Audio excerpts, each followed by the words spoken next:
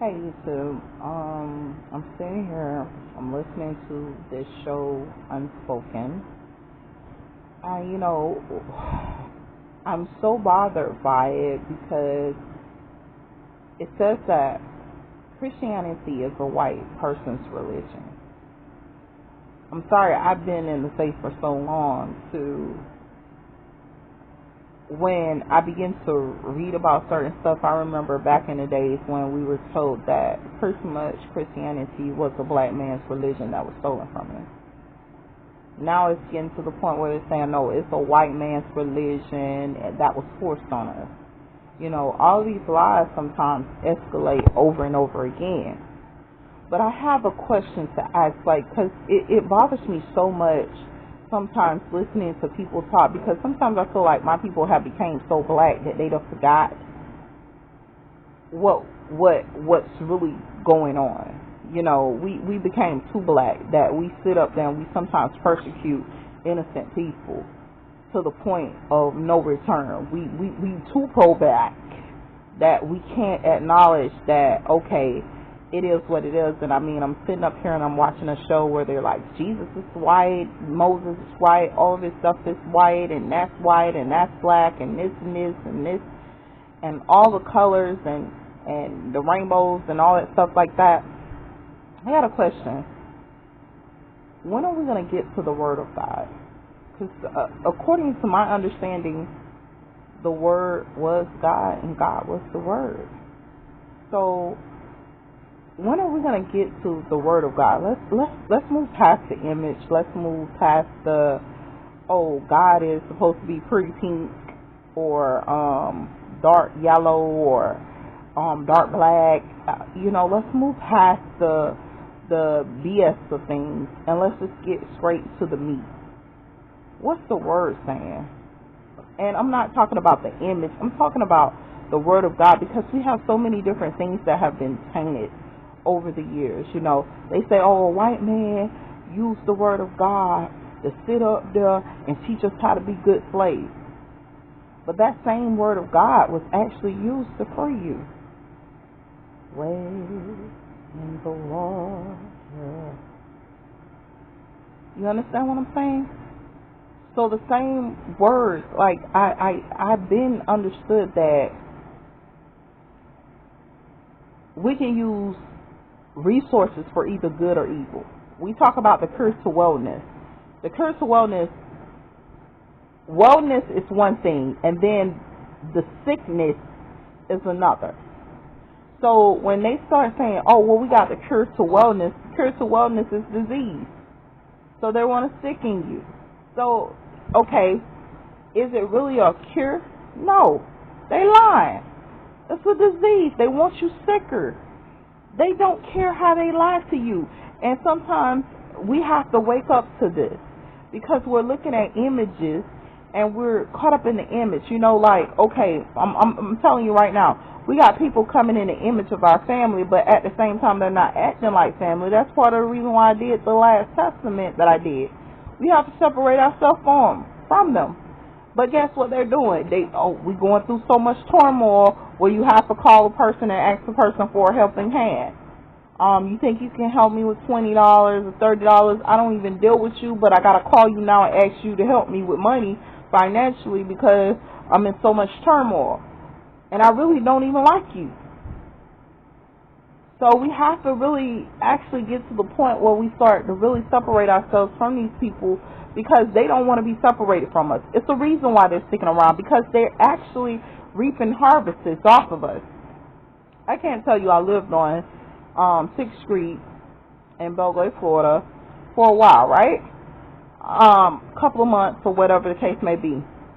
I had to witness and observe a woman steal money out of the mailbox. Checks that were supposed to be coming to people, she was stealing. An old, nasty woman. So they're stealing wealth. Why are you hanging so close to me? You want to steal my wealth.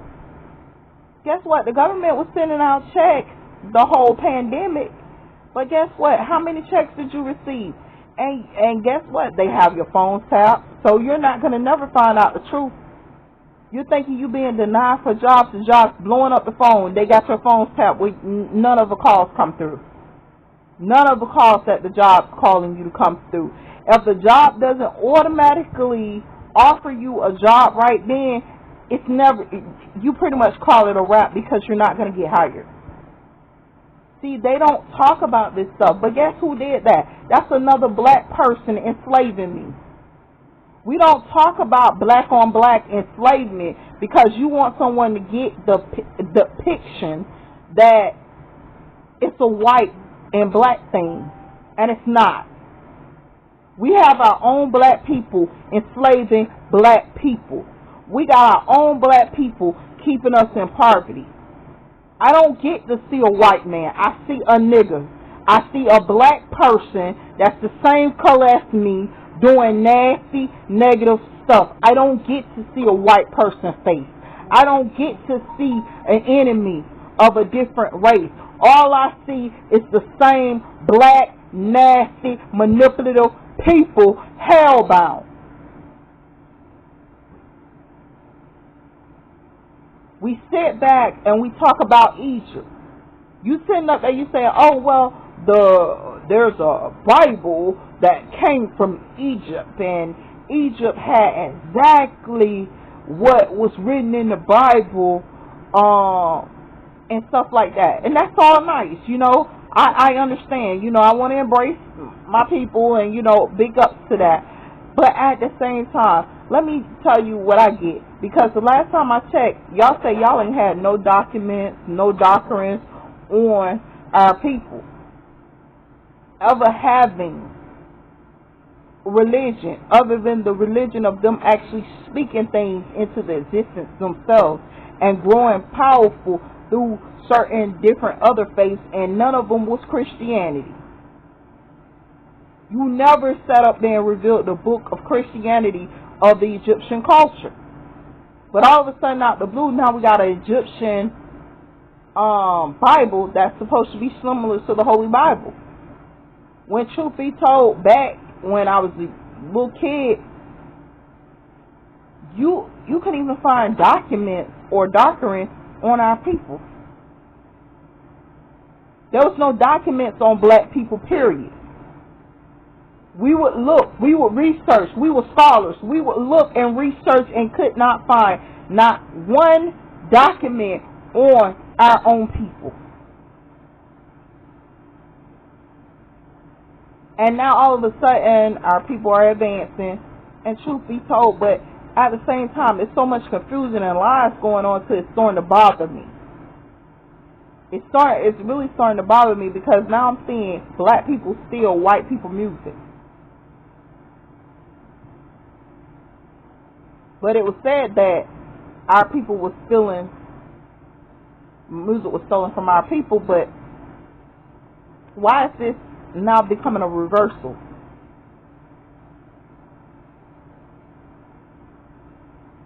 And I can't say it's because you're hanging around white people, because at the same time, I hang around white people and I haven't seen them people on none of that stuff, most of them. You got a few of them that's real yucky and nasty people, but most of them that I come into contact with, they really don't be on that. And I'm going to be real with you, something else too. A lot of our bad people, the illumination of trying to be white and doing all that stuff, man, it's starting to bother me. Having to deal with you, white face, and having to deal with the white person, black face, it's starting to bother me because I can't understand why you just can't be you. Do you see a problem with your image, or do you hate yourself? Like you isn't enough. And I'm so sick and tired of it. And you know, and now they want to bring it into religion. And when they bring it into religion, the first thing we do, we be like, yeah, 'cause we black, and you know, I know our people was great, you know, and they was wonderful and stuff like that. No duh. But this is the question. Yes, we're great. Yes, we're wonderful. But why are we so nasty nowadays? Why are we so oppressive? You talk about white people enslaving us. Let's talk about our black people who have white slaves and African American slaves right now in the United States, and slaves of all different cultures. Why hasn't that stopped? We're not talking about them enslaving all of our people, talking about their sovereignty and talking about they sober. Because, we out here, we're considered Joneses. We fiending. We consider fiending for something. If it's not money, it's something. And no, we're nowhere near free, because our ideologies are so twisted and messed up and nasty, because we have our own culture trying to enslave us. But here you are showing a person a white face when truth be told it's you. You want power, and you'll get that power by any means necessary, but at the same time you're in no better situation than me. But you're an African American person doing nasty stuff to your own people, destroying your own people so that you can be a slave master. But nobody talks about that. Nobody talks about how many black people were enslaved under African Americans right here in the United States. This ain't happening in no foreign country. This happened right here in the United States. You enslaved your own people. We're not talking about how we got African American people in a school system, but at the same time you still got our kids walking around here dumbfounded, because you're scared that, this child, because it's not connected to your bloodline, might outdo you.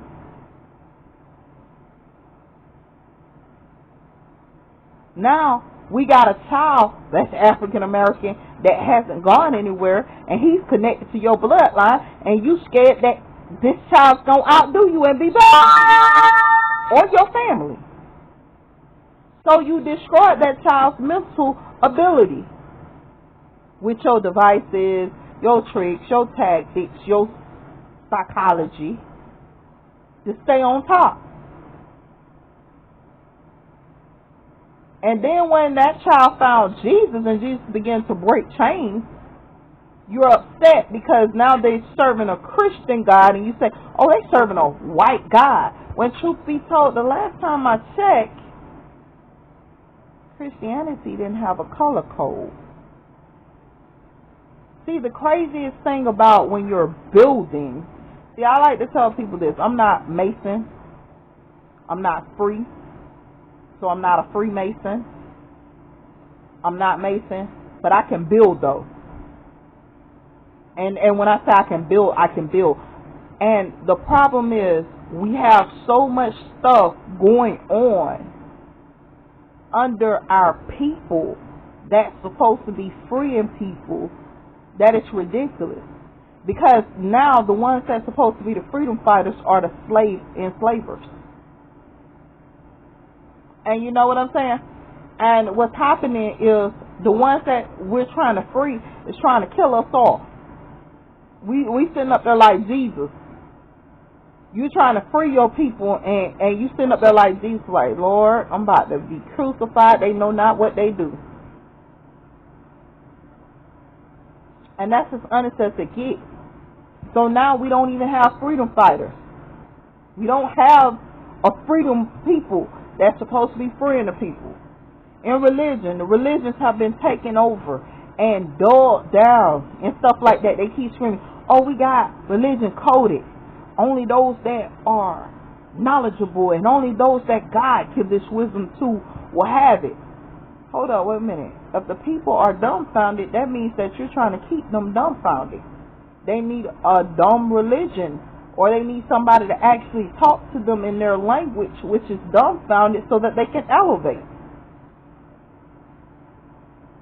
But everything dulled out. We all sitting up there dealing with the Tower of Nimrod, which has sat up here and gave us Babel, and this talk that no one can really understand because of the fact that everything's coded.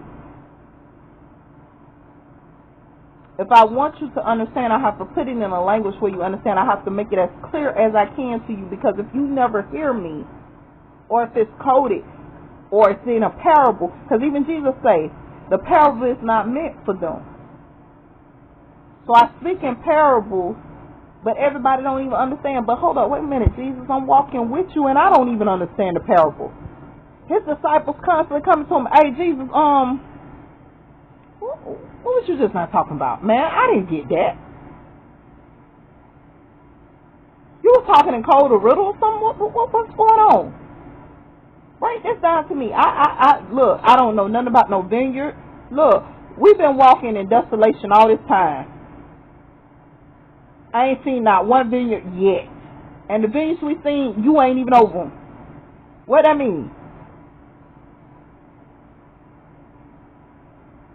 So when you sit up there and you start, and guess what Jesus had to do? He had to break it down to actually give them knowledge in a dumbfounded state. Look, I'm going to break this down as simple as I can break it down for you, because I know you ain't at this level.